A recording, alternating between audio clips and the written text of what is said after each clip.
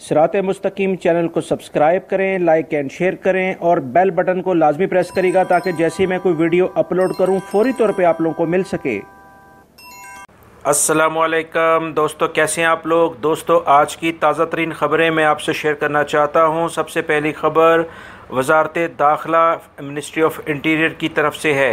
वज़ारत दाखिला ने ऐलान किया है कि कल तक गैर कानूनी गैर मुल्की अफराद की तादाद तकरीबन 12 लाख हो चुकी है जिनको गिरफ़्तार कर लिया गया है। ये मज़ीद ऑपरेशन जारी रहेगा और मज़ीद बताया जा रहा है कि जब तक एक भी गैर कानूनी फ़र्द ममलिकत में मौजूद है, पुलिस और दीगर सिक्योरिटी इदारे इस किस्म के ऑपरेशन यानी होमलैंड विदाउट वायलेटर्स जारी रखेंगे ताकि ममलिकत में रहने वाले तमाम गैर मुल्की अफराद और जो कि गैर कानूनी तौर पर यहाँ मुकीम हैं, अभी भी रह रहे हैं, उनको गिरफ़्तार किया जा सके।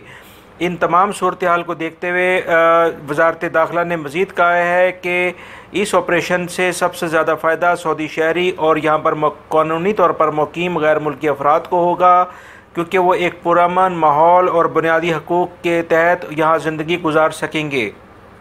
मज़ीद वज़ारत दाखिला के तर्जुमान ने कहा है कि ऐसे तमाम अफराद जो अपने कफ़ील अपने अकामे के मैनी के लिहाज से काम नहीं कर रहे हैं, अगर वो गिरफ़्तार होते हैं तो वो एज़ आ मुजरिम तस्वर किए जाएंगे और उनको सज़ा और जुर्माने के बाद उनके मुल्कों में डिपोर्ट कर दिया जाएगा।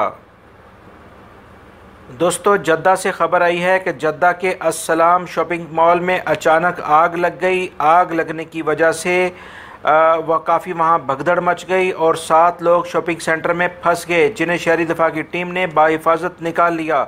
और इसमें से काफ़ी सारे लोग लिफ्टें बंद होने की वजह से लिफ्टों में फंस गए, क्योंकि लाइट का सिस्टम जितना भी था, बिजली का निज़ाम वो ख़राब हो चुका था।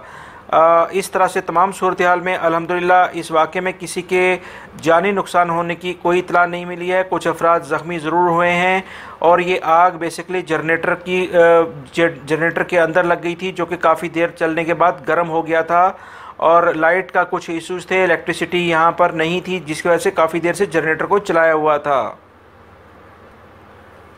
सऊदी वज़ारत खुराक ने ऐलान किया है कि आजकल मुख्तलिफ़ कंट्रीज़ के अंदर मुख्तलिफ़ किस्म के वायरस काफ़ी हद तक फैले हुए हैं, जो कि इंसानी सेहत पर बहुत बुरे असरात मुरतब कर रहे हैं। कुछ वायरस बाकायदा जानलेवा भी हैं। इसी सूरत हाल के पेश नज़र सऊदी गवर्नमेंट ने अभी कुछ दिन पहले इंडियन रियासत केरला से जितने भी फल और सब्ज़ियाँ आती थीं उन सब पर पाबंदी आयद कर दी है।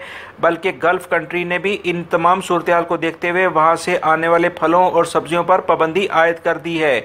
अब मज़ीद कुछ ख़बरें आ रही हैं कि साउथ अफ्रीका से हर किस्म के मवेशी जानवरों की दरामदात पर पाबंदी आयद कर दी गई है, क्योंकि अफ्रीकन जानवरों में एक वायरस फैल गया है जो कि अब जानलेवा साबित हो रहा है। इसलिए इन तमाम सूरत हाल को देखते हुए सऊदी मिनिस्ट्री ऑफ खुराक जो है या और वज़ारत सेहत, इन्होंने मुश्तरका तौर पर ये फौरी तौर पे एक्शन लिया है और अफ्रीकन ममालिक से जो भी वहाँ से मीट आता था, गोश्त आता था और या मवेशी जानवर पालतू जानवर आते थे, उन सब पे पाबंदी आयद कर दी है।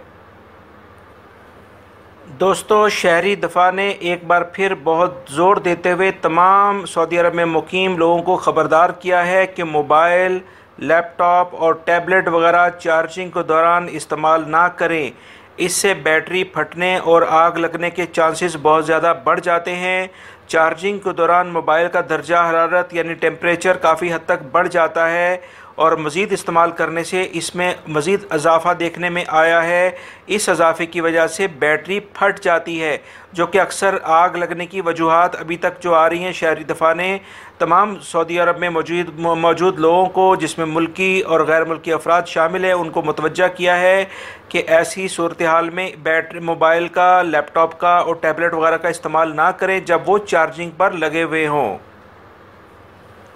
दोस्तों, सऊदी अरब की रोड सिक्योरिटी फोर्सेस ने रोज़ बरोज़ बढ़ते हुए एक्सीडेंट को देखते हुए एक नया सिस्टम मुतारफ़ कराया है, जो कि ऑटोमेटिक तरीके से रोड पर होने वाली वायलेशंस और इस रोड की निशानदही करेगा कि जो कि छोटी गाड़ियों के लिए मुनासिब नहीं है।